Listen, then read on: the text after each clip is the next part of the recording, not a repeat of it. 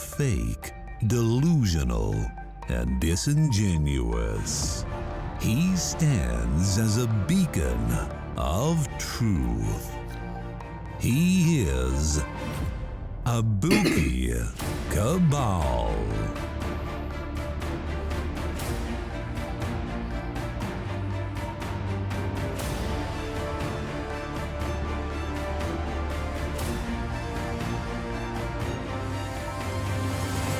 You are listening to Abuki Cabal.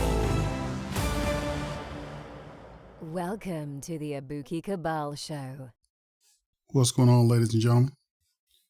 Excuse me. Back at it again. Found another nifty article for you guys to partake of that just lends us further evidence of the effects of feminism throughout the world. Excuse me. And, hey, I'm going through this and I'm learning about this just like you guys are,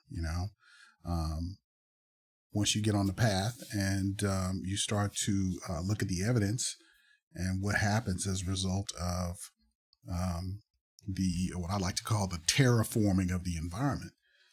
This is not unlike what we're seeing in our childhood favorite characters. Superman, Superboy. Any number of characters are being retooled to be either women or gay.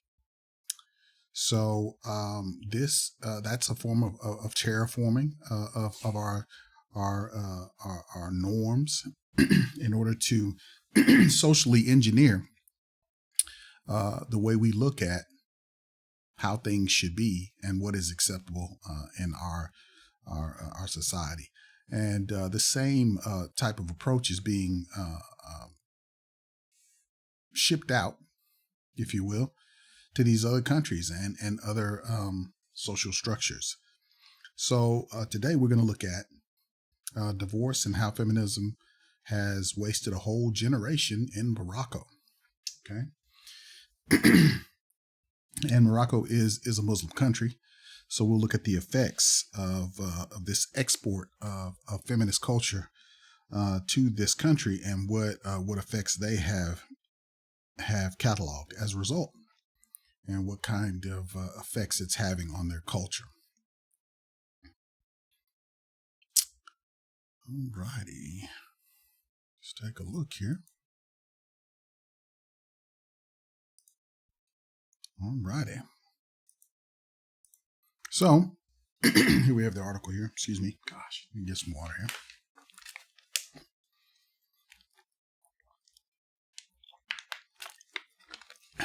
So,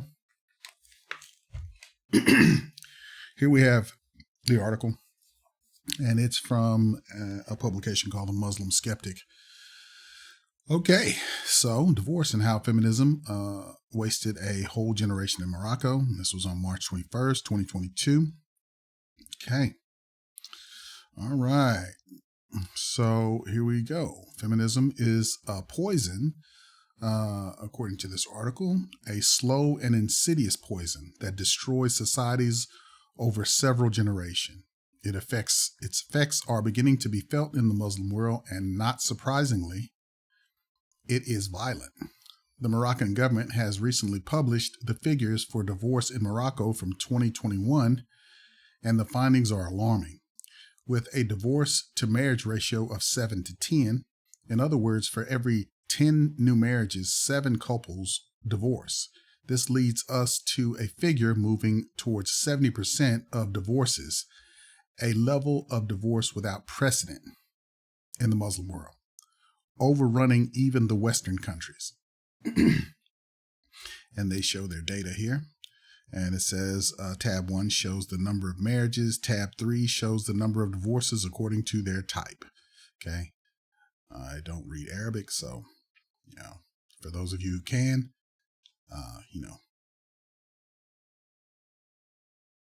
there it is. So, such a result slowly causes disheartenment of young people regarding marriage. Government figures show that in 2019, 70% of young Moroccans were not interested in marriage, and in 2011, the figure was only 40%. Sky News, a report carried out by the National Observatory of Human Development, a Moroccan government institution, and the United Nations Development Program revealed new figures that concern the social and economic life of Moroccan youth, especially after the crisis resulting from the corona pandemic. The document revealed that although young Moroccans are interested in the idea of forming a family, their reluctance to marry was monitored in terms of numbers as the percentage moved from 42% in 2011 to 70% in 2019. All righty. Excuse me. Feminism in the doc. Is it the fault of feminism? I can already see the murtards. I don't know what that is. Okay, I can already see the murtards and other liberals commenting on this article to blame the patriarchy, or even worse, Islam itself, for the divorce pandemic amongst Muslims. It is easy to dismiss these accusations, given that such a high divorce rate has never been observed historically in Muslim territories. Isn't it much more logical to admit that the massive increase in divorce is linked to the gradual rise of feminism and liberalism in the Muslim world, which has penetrated the Ummah through the internet and new means of communication? All right.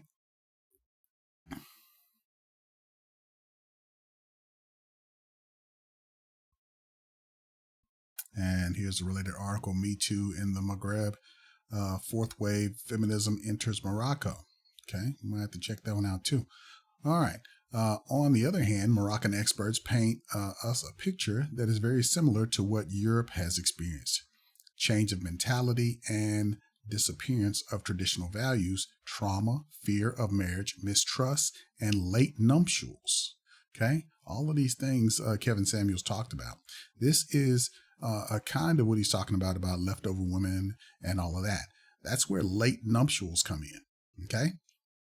And all of these other things that have been instituted into their society, like, fear of marriage and mistrust, all those things weren't there in such a high numbers as they are now after feminism comes in, because we all know what feminism teaches. It teaches that the patriarchal subjugation is the root of every government structure, and all women are basically being held captive by this all around the world. So when you start instituting this into these other social structures, then and what you're going to do is you're going to start to erode the very foundation of that social structure, i.e. terraforming it to be more conducive to a feminist environment. Okay. All right. Professor Hassan Rakek said it is necessary to pay attention to the social approach and spread the value that has diminished and is almost extinct, which is family and family solidarity, so that they do not fall into the trap of idealism promoted by television series and influencers on social media. For marriage is above all integration, coexistence, and sacrifice. So with that, that's why we say that marriage is not a partnership. And that explains that it's not a partnership there either. So You can't have it all. Again. So, let's move on here. What can explain this disappearance of family values? Surely colonialism, the education system, primarily inspired by the Western world, a liberal soft power, are to blame. Our countries are progressively entangled in a vicious circle. As divorce increases, the attachment to the family is likely to disappear, while hurting marriages even more. Soon we may have to cope with a society similar to Europe, a bastard society where people no longer know marriage and no longer live in kind. Okay. Commenting on these figures, Professor Hassan Rekik headed the Family Mediation Committee, at the Moroccan Center for Mediation and Arbitration, and said that the phenomenon of reluctance to marry had taken an upward trend in recent years, especially between 2011 and 2019, and the rise continues to this day. Dr. Rekik attributed, and it says, refer the failure of young people to marry to representation rooted in their in the minds through the experiences of parents who or relatives and friends of unsuccessful marriages. Okay, this is the same thing that we talk about reality TV and about how this perpetuation of this narrative that bitter women tend to put out to other women, or these women who are feminists and who may not even be even interested in being in traditional relationships, and they spin negative yarns about the negative aspects of being in a marriage, or these stories that, hey, this happened to a girl down the street who was the cousin of the sister of this other lady. We hear this stuff all the time, all this anecdotal evidence, and there's a tendency, and there's evidence that there's a tendency of these women to almost take on the baggage or almost the pain of this story as if it's their own. I mean, they clutch it like it's a brand new gift that they've been giving, and they carry it around everywhere with them, and they share it with everybody, every other woman. Oh, I wouldn't do that because, I heard about this lady down the street around the corner who was, this other lady's friend who had a bad experience. And that's what happens, and it seems like for some reason that women tend to be more, they gravitate, to this type of negativity, and they consume it like Miss Pac-Man eating, little digitized balls. And it's just something that we see all the time. All you got to do is just sit back and listen. All you got to do is read on Facebook, read these comments, read these bitter ass comments, and all of these things that they put out. I mean, it's 20-year-old girls are talking as if they're 50 and they've had so many, experiences with these negative men. How many men have you dated? How many men have you known? How long have you been sexually active? So all those questions have to be asked, but let's move on. Several divorced women are more apprehensive than others about repeating the experience and entering a new marriage or a marital relationship, especially if the first marriage was painful. Okay? All right. Is it only because of feminism? The decline in attachment to traditional values in favor of feminism may not be the only culprit in this family genocide. The Sky News article suggests that certain anti-Islamic and even harem attitudes are also responsible for this turn of events. Rekik also mentioned that several husbands open the door of borrowing as soon as they enter married life. The repercussions of that may plunge the family into a dark tunnel that leads it to divorce. For her part, Bushra Abido, president of the Association of Challenge and Equality, considered that the high rate of reluctance to marry is returned because if these young people want to form stable, harmonious, peaceful family without violence, they must first have a steady income, because economic independence is essential to establishing a marital relationship. Abido added, "It should be noted that the ceiling of the ambitions of young people has changed compared to the past. Today's generation is looking for improving its conditions through educational attainment, and the acquisition of higher degrees that would allow it to raise its income and change its living conditions for the better. And the matter is not limited to males only, but even young women are searching for luxury and self-realization before entering into married life." These are the same things that we're seeing today from kids over here. They want luxury. They want more than what is necessary to live. They don't even know what it is. They don't even respect the basics of what you should have. They want more. They want what they see on TV. They want this. And you hear time and time again how these black women are saying that, why shouldn't I have luxury? Why shouldn't I want luxury? Why shouldn't I want more than what I grew up with? And we see that this is happening overseas. The very same unrealistic standards, which cause these people to go into deep debt and cause them to have unrealistic expectations for life in general. Some of the same things that we show over here time and time again.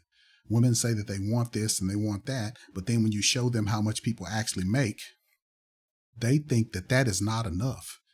That makes every man out there who is not within the top 6%, it knocks them out of being a viable candidate. Okay, so same problems. And isn't it odd that, the very same problems that are happening in the West are now plaguing all of these other countries, because we're exporting not only our fast food and our unhealthy ways of life, we're also exporting feminism to their countries and destroying the foundation of their societies. So now the love of dunya has filled the hearts of our youth and turned them away from what is important. Worse still, some of them go so far as to wage war against Allah by taking out harem loans in the hopes of finding a stable marriage. This is beyond silly, when it is not feminism that undermines the ummah. Materialism encourages them to pursue the worldly rather than the hereafter. Furthermore, debased secularism pushes them to follow their man-made laws rather than the perfect laws of the Creator.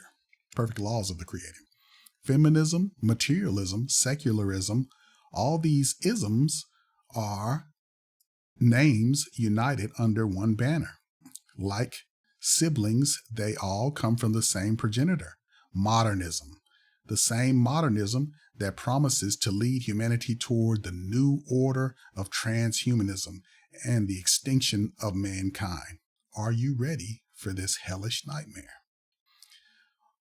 Interesting article, don't you think? So, wanted to share that with you guys. I'll put that in the link, but that does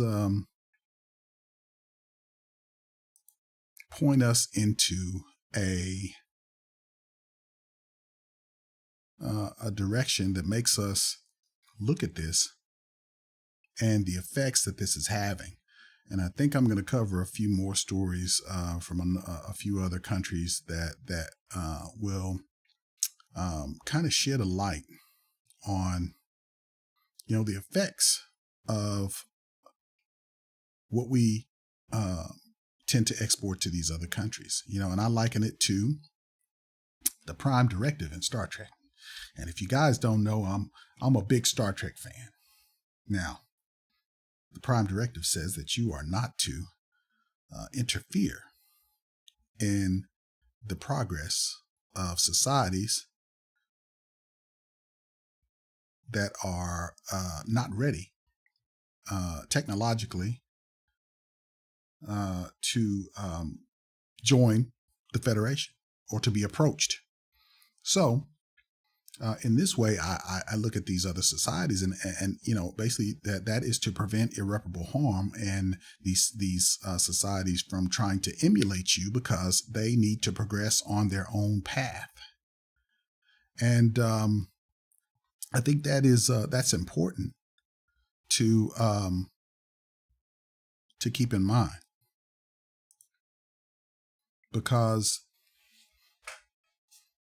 if you go over and you start, meddling with these other societies start to progress on the same path that you're on. And if the path that you're on is not a path that's sustainable, you in turn may end up destroying this other society because it may come into conflict with their indigenous society, may have aspects of it that may not be able to handle the thought process or the other lines of thinking that you may institute into that. So instead of us, having something like that, what we do is everywhere we go, we intend to try to make that place like us, and no one does this more than women. They want every place to be like America so that they can, go over there and continue to act exactly like they do here in these other people's country. They can be disrespectful. They can, do whatever they like and not have to be held accountable for it. Well, a lot of these countries are not having it. And I think that instituting some of these concepts like feminism and all of the isms that were talked about in this article tend to be detrimental to those societies, and they're going to start to protect themselves against those societies as if they are invading armies. So they see that these effects are detrimental to their societies. They see what effects they're having in the United States. They see what effects they're having with men, whether they be white or black. But I think they pay attention to us a lot because they see how our women act. So I'm going to end with that. And it's been fun. Glad I'm back. I'm glad you guys are back with me. And I hope that this has been informative.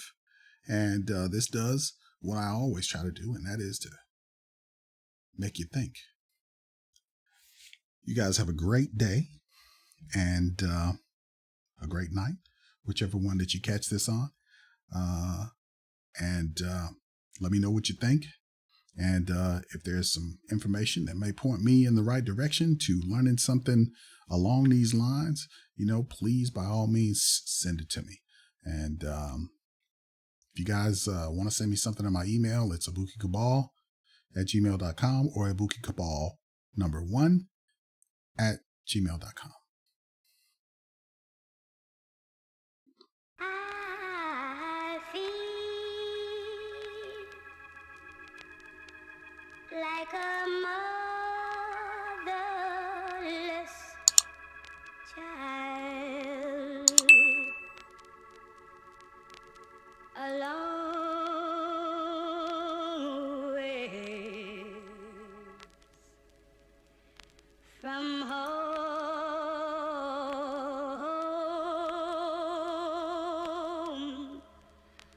A long